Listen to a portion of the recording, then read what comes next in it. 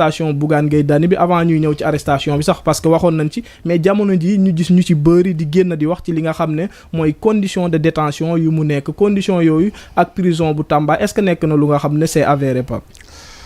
Omar jërëjëf déjà masawu ki nga xam ne mooy Bougane Gueye Dany masawu njabootam masawu ay nitam bu dee la ñuy wax ci presse bi mooy maanaam dañ ko dugal ci cellule 45 wala 48 personnes. loolu jaarul yoon jaaraanul yoon te du yoon. parce que tamit exemple pour exemple. fii homme politique bu ñu fi mus a tëyee. bu ñu la dugalee kaso da ngay am un traitement de faveur. leader politique bu ñu fi mus a jàpp. waxuma sax leader politique mais homme politique d'envergure bu ñu fi mus a jàpp bu ñu la dugalee kaso da ngay am la ñuy wax traitement de faveur dafa am ay cellules particulières lañ lay dugal.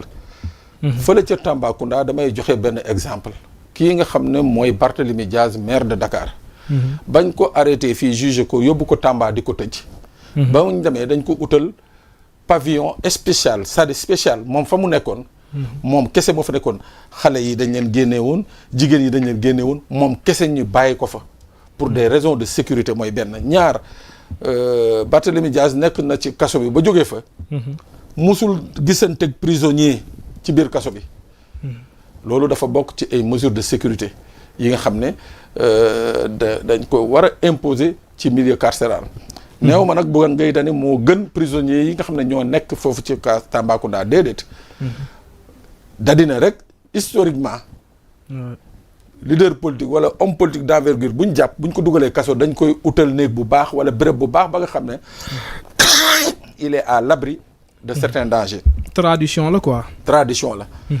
xaw ma nag ndax li ñuy wax dëgg la wala du dëgg mais bu dee dëgg la moom. nañ ko changer ni mu gën a gaawee. mettre ko dans des conditions beaucoup plus humaines. léegi nag.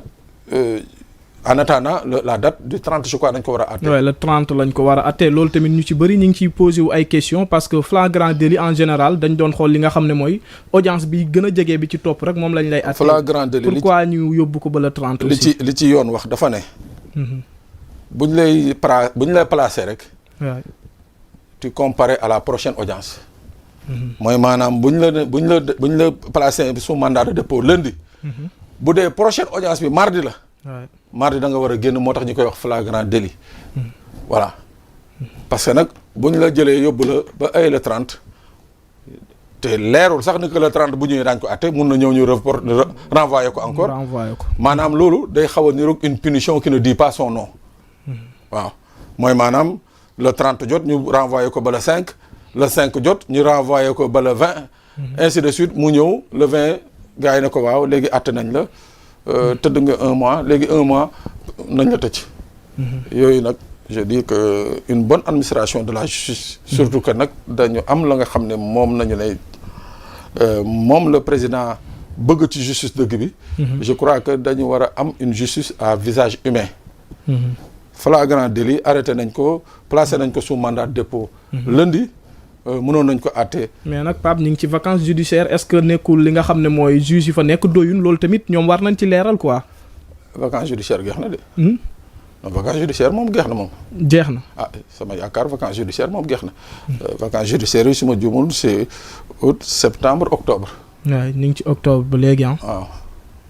waaw mais en tout cas daal les cas de flagrant délit li ci yoon wax daal. mooy loolu mooy que bu ñu la placé sous mandat de dépôt tu comparé à l'audience suivante. léegi nag on va laisser ces avocats. ak ñi nga xam ne ñoo yëngu ci dossier bi. xool na nga xam ne mën nañ ko ci def pour gaaw ko génne mais en tout cas en tout état de cause bu dee conditions yi ñuy wax ni que moom nañ ko dugal teg ko ci biir kaso bi. c'est des conditions qui ne sont pas du tout. normal dans la mesure où homme politique bu ñu fi mës a jàpp dañ la dugal ci ay conditions yu baax dugal la ci néeg bu baax jox la télé jox la climatiseur te kenn du la jege. absolument donc Bougane tey pour des raisons de sécurité sax jàpp naa ne parce que prison tamit ku nekk ngi fa parce que ñoom ñi nga xam ne ñooy waa Barth dem nañ fa ñu leen yuuxu. tout à fait donc ki nga xam ne mooy Bougane tamit mën na nekk ak ay prisonniers yu nga xam ne. voilà ci yeneen camps yi lañ far te loolu mën na andi coow ci li nga xam ne mooy seen biir cellule. of course voilà vraiment moo tax daal damay ñaan les autorités surtout l'administration pénitentiaire. su dee laa la wax li ñuy wax dëgg la. nañ ko rectifier ni mu gën a gaawee. parce que tamit toog di dégg ni que Bougane Gueye Dany a été agressé en milieu carcéral. loolu c'est pas une bonne image pour la démocratie sénégalaise c'est pas une bonne image pour la justice sénégalaise. waaw ñu ñëw ci li nga xam ne voilà mooy wàllum luubal mën nañ ko woy sax scandale parce que ñi ngi dégg li nga xam ne mooy Khadim Ba. am na benn somme bu nga xam ne rek jotoon na ko ci jamono ji fi ki nga xam ne mooy Amadou Ba di nekk ministre des finances mu nekk coow lu nga xam ne voilà amoon na fi en 2016 mais jamono ji tamit ñi ngi koy nemmeeku notamment tey ci li nga xam ne mooy titre yor-yor ñiy wax ne jot na encaissé ci lu toll ci 4 à 5 milliards mu nekk xaalis bu nga xam ne bu bëri la mais lépp ci ndoddal Amadou Ba lañ ko teg parce que moo nekkoon ministre des finances. en tout cas daal li leer ba leer Omar. mooy que Khadim Ba xaalis boobu nga xam ne jot na ko. yor daal di titré ne 4 milliards ñaata. ana titre yor bi. 4 milliards 427 millions 257 mille 500 francs. xaalis boobu. ëpp na 4 milliards 5 milliards la. 5 milliards la encaissé. 5 milliards la te 5 milliards yooyu ci benn mandat de conseil la. mandat de conseil bi nag moo illégal. c'est-à-dire mandat de conseil bi nga xam ne moom nañu jox état du Sénégal en l'occurrence kii nga xam ne doon ministre des finances à l'époque Amadou Ba jox ko kii di Khadim Ba mandat bi ci boppam moo illégal Omar. Sénégal dafa soxla woon 300 millions de dollars. ñu war ko lever ay fonds yu ñu waroon lever. pour ay financer ay projets. xëy na on n'a pas le temps de revenir sur les projets. 300 millions de dollars yooyu dafa waroon nekk levé sur ñaari levé la levé bu ci nekk montant bu ci nekk 150 millions de dollars 150 millions de dollars. mais fi ñu ko war a levé Afrikzim Bank. Sénégal actionnaire la Afrikzim Bank. kon Sénégal soxlawul mandaté kenn soxlawul consultant. absolument. xaw ma ndax comprendre nga. comprendre na. ci gàttal. ñu ne la mairie Derklé bii. mairie Derklé bii. dafa jël ci budget woo Umar pour Umar defal ko ay garab ci bunt bi. waaye mairie Derklé bi muy jël xaalis bi ci budget bi dafa dem uti beneen consultant. pour consultant boobu ñëw négocier ak Umar pour Umar jëmbat garab yi ci bunt bi. xam nga loolu yenul maanaa. xam nga ndax comprendre nga. comprendre naa bu baax. maanaam Sénégal actionnaire la ci Afrikzim Bank. mais stratégie yooyu ñoom dañ koy def pour mën a lewal xaalis bi. waaw mais lii moom. enrichissement sans cause la c'est un enrichissement illicite et illégal. waaw fay nañu Khadim Ba xaalis bi nga xam ne c'est indûment lañ ko fay légalul. donc tey ki ko fay mooy état du Sénégal. moom mii ko jot ñoom ñaar ñëpp ils sont sous le coup de la loi. ñoom ñaar ñëpp laa la wax ils sont sous le coup de la loi. te pour wax la xaalis bi montant bi pourquoi mu nekk 5 milliards. dañ ne condition de rémunération ñu ne ko yow mii di exécuter mission bi mission de conseil première phase bi. am nga droit à une commission forfaitaire de 1,5% du montant levé à la signature mooy maanaam booy signé rek. 150 millions yooyu ngay njëkk récupérer 150 millions de dollars yi ngay njëkk récupérer. am nga ci commission wu 1,5%. ñu ne la phase 2 bi commission de succès. 2,7% payable au décaissement de la première tranche du financement mooy première tranche boobu. su duggee rek ñu yokkal la ci 2,7%. soo boolee 1,5% ak 2,7%. mu nekk 4,2%. 4,2% yooyu. soo ko reporté ci 300 millions de dollars. moo lay jox 5 milliards de francs CFA. donc xaalis boobu nañu ne tungeec dugal ci lu lewul lu jaarul yoon. Amadou Ba nag ancien ministre des finances moo ko signé. oui le sort de Amadou Ba dans tout ça. déggoo li ma wax. moo ko signé ma ne moom mii ko signé. au nom de l'État du Sénégal même si l'argent a été remboursé. mais le délit reste constant. Absolument. L'infraction reste constante. mooy que y a un délit d'enrichissement sans cause bi nga xam ne moo am ci diggante bi. waaw maanaam kii nga xam ne mooy Amadou Ba moo ko signé au nom de l'État du Sénégal ak kii nga xam ne moom mooy Khadim Ba. PDG Locafrique ñoom ñaar ñëpp ils tombent sur le coup de la loi. Omar ci foofu sax dañ ci profité. parce que Khadim Ba liñ koy dégg jamono ji ci wàllum xaalis bëri na de. bëri na trop. mais am na lu gën a garaaw Omar. muy lan. xam nga Khadim Ba mu ngi ci kaso bi. oui absolument. mais fan yii passé dafa am ñu dem seeti ay gorom. daal di fa tudd ay kilifa ci réew mi ne kilifa yooyu ñoo leen yónni pour maanaam goro yi Khadim Ba joxe 2 milliards. 2 milliards. pour ñu mën a arranger wax ji. Omar liy xew ci dëkk bi boo waxee ñu yuuxu la boo waxee ñu saag la waaye dañuy wax moom dañuy wax. ba jaar si suuf pour encaisser 2 milliards. 2 milliards ci goro Khadim Ba. ci gorom. goro yi demoon nañu ba dajale 1 milliard 700 fa la deal bi éclaté. demoon nañu dajale 1 milliard 700. foofu la deal bi éclaté. mais Omar dama ne ce qui se passe dans ce pays-là. c'est du banditisme c'est du brigandage c'est de la délinquance moo xew ci dëkk bi. te nag les nouvelles autorités là faw ñu taxaw wax ci nag. on peut pas laisser des gens. je dis dama koy wax et je le répète je vais le répéter jusqu'à ma mort. la ñu nangulul Macky Sall. ak nguuram man Pape Sané du ma ko nangul nguuru président Bassirou Diomaye Faye. au nom des 80 et poussières personnes qui ont été tuées. pour justement leur permettre d'arriver au pouvoir. lii di xew ci dëkk bi du lu ñuy caaxaane du lu ñu war a caaxaane du lu ñuy war a seetaan. c'est pas possible. les Sénégalais ont voté pour un changement. les Sénégalais ont voté pour une rupture. les Sénégalais ont voté pour que plus jamais ce genre de bassesse n'existe. mais mënuñ nag toog di continuer di gis yenn affaires yi bon voilà il faut se taire parce que voilà c'est la tendance et consort. non il faut pas se taire il faut parler. il faut parler parce que on a parlé ba mu am un changement.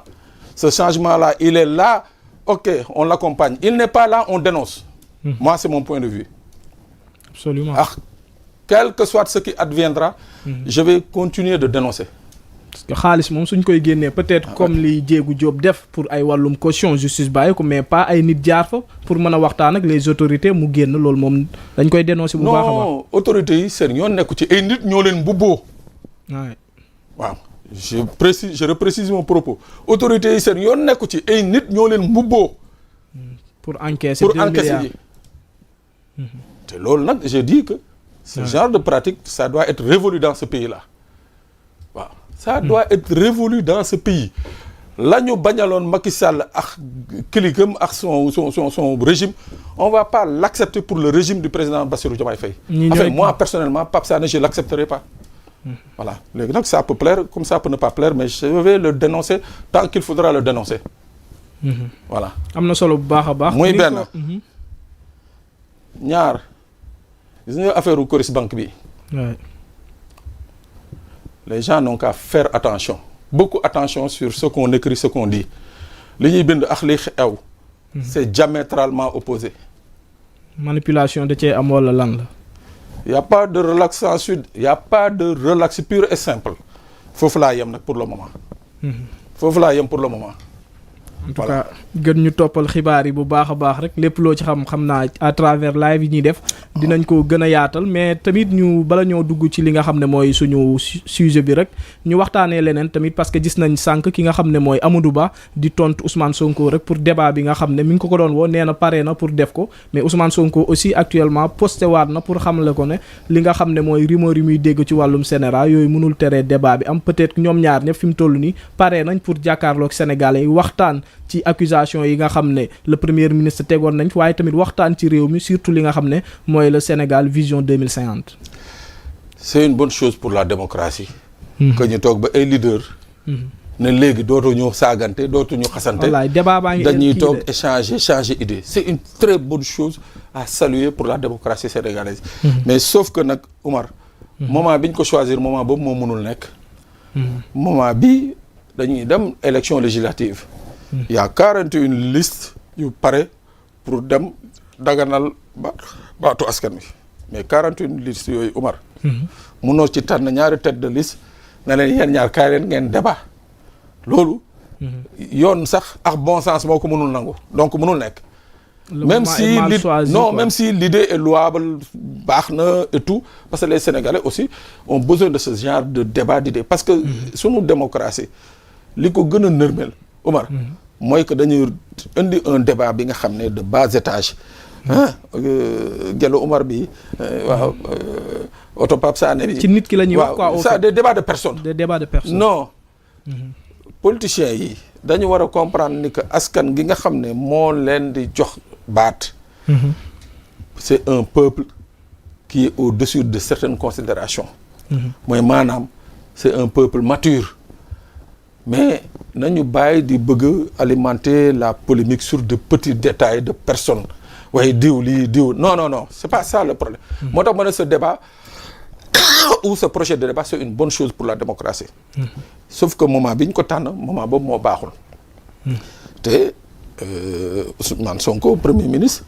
doit se plier comme tous les autres Sénégalais au desiderata du Conseil national de régulation de l'audiovisuel CNRA waaw parce que moom c'est le patron de l'administration quand un démembrement de l'administration prend une décision Ousmane Sonko premier ministre doit se conformer pour justement montrer que moom voilà il respecte l'administration bi nga xam ne moom mooy patron administration bi donc on peut pas déroger à la règle jaru ñuy ut beneen subterfuge maanaam mënuñu tey jii favoriser deux